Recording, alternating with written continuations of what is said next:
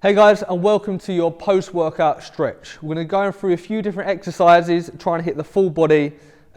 Really the point of this workout is to try and, we're not looking at increasing range of motion around a muscle or joint, we're more so just looking at increasing a slight bit of blood flow to help aid recovery after a hard session. So you want to do this specifically after one of our sessions, just to help with that. The way this is going to work, I'm going to be talking through the stretches and Elle's going to be demoing. But you're going to be going to however long Elle holds the stretch. Okay, so we're going through some full body stretches now. So your first stretch is a calf stretch. You're in a prone high plank position. One ankle will go on top of the other ankle and then you will force your heel to the floor. We're going to hit obviously both sides of this one. So this is hitting your calf, just the long muscle on the back of your lower limb, guys. So really try and push that knee sort of up towards the ceiling and your heel towards the floor. Okay, you're just stretching for the same amount of time that Elle does. And slowly swapping over, again, loading the heel foot onto the other heel and then pushing down. You may feel one side tighter than the other, this is fine. Just working on getting that big stretch around the calf muscle. Okay, you should be able to gradually get closer to the floor with that heel. Big hold for this one. Keep holding, keep pushing that knee down and slowly coming out of that one. Okay, the next exercise is a hamstring exercise. You're sitting down, chest nice and high, legs as wide as possible.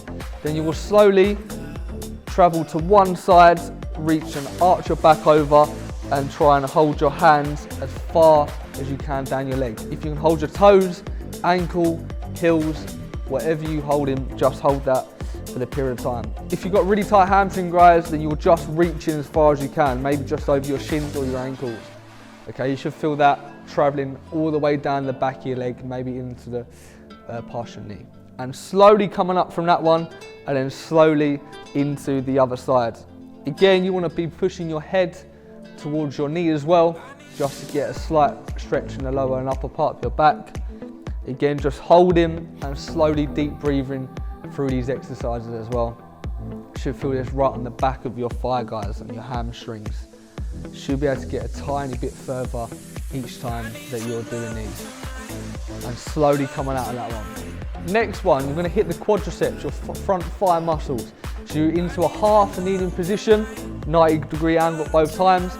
Chest up, and then you're going to pull one hand and two hands behind on the ankle if you can, and push your heel all the way towards your glute. Okay, what you don't want to do is arch over. You want to push your chest and hips through just to get that stretch in and around the front part of your hip flexor variation of muscles around the front of your body.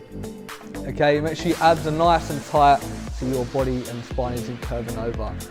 Really try and push through and slowly releasing that one.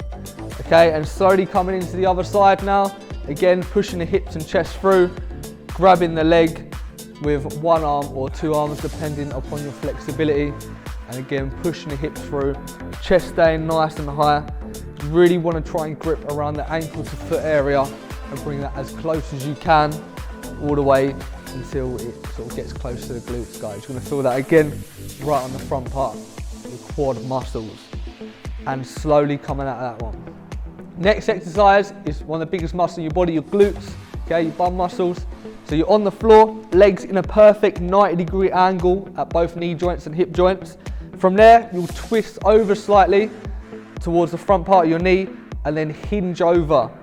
Okay, we're not curving our back, guys, we're hitting our glutes. So we're hinging over like an RDL, bringing our chest over to the front part of our knee. You're gonna feel that right along the side part of your glutes, okay? You can have your hands there for a bit of stability, so you're not putting too much load through the lower part of your spine. And slowly increasing your range of motion through that one. Just holding that and pushing as far as you can. And slowly coming out of that one, then you'll swap legs, again 90-degree angles at both hip and knee joints, slight twist over, and then a slight lean towards, guys. Remember, similar to a deadlift position, guys, in terms of your torso, you want your shoulders pinned back, your core tight, neck in line with your shoulders, and just pushing your hips back and slowly hinging your chest and upper torso, upper body over to the front part of that knee. Again, feeling that in and around your glute muscles, top part of your glutes, and slowly coming out of that, guys. Next stretch is a group of muscles called your hip flexors in and around sort of your top thigh area. We're going to go for a pigeon stretch. So one leg will come in front of the other, trying to hit a 90-degree angle. And then from there, all your weight is going to go along to your front knee and heel and pushing back as far as you can. Making sure your back leg is stretched out as far as you can, just to get a slight other stretch at the other hip flexor area. So you're going to feel this all in and around the side part of your hips, front part, and maybe some glute areas as well. Really trying to push that knee to the floor as far as possible. And slowly coming out of this one, guys, it can be a stiff one to get out of. Slowly going into the next side, bending the leg down 90 degrees and pushing all your weight again onto the front knee muscle. Again, you can see Elle's leg is fully extended out as far as you can. This is going to stretch the opposite leg as well. Okay, trying to get that 90 degrees. If you can't get into this stretch, guys, then you may need to push your foot forward slightly as a slight bit of an easier stretch if you need to. Again, having your hands there for a little bit of stability, so there's not too much weight going through your joints. And slowly coming out of that one, now we're going to hit our thoracic spine. So it's the upper part of our spine area. Okay, very important muscle. So we're into sort of a kneeling child's pose position. Then you're going to push your chest towards the floor and slowly sink your hips back onto your heels, arms staying out straight and pushing your chest to the floor as far as you can. This is going to hit the top part of your spine in between your shoulder blades, guys, just at the top part of your back. Really keep your hips high, but pushing them towards your heels as well. Nice chest, nice and low to the floor, and squeezing, holding that, trying to deep breathe through this one as well. As you come through, slowly coming out of that one and slowly walking your hands in a little bit more. Similar stretch for your lats, guys, your back, your rowing base muscles across your back of your body. Okay, similar position, but you're going to arch your back like a cat camel all the way to the ceiling. Then you're going to perform a similar movement. Hips are going to go back all the way towards the heels, arms stay out straight. What you want to do is stretch your arms out as far as you can and bring your chest as far away from your elbow as well. With your elbows and shoulders, you want to be driving them into the floor just to get that engagement and further stretch across the lat area. You should be feeling this across this muscle, maybe in and around the upper back as well. If you can get your hips all the way to your heels, then perfect with that one, guys. And then slowly coming out of that one.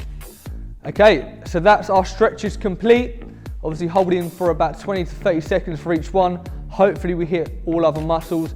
If you do have any other niggles, any other tightnesses, make sure you stretch them as well. Making sure you do this after every session just to improve a bit of recovery to the body. I'm Callum, it's been Elliot. Make sure you follow, like and subscribe to our YouTube channel, Beyond Limits TV, and make sure you follow us on all socials, guys, at Beyond Limits Coach.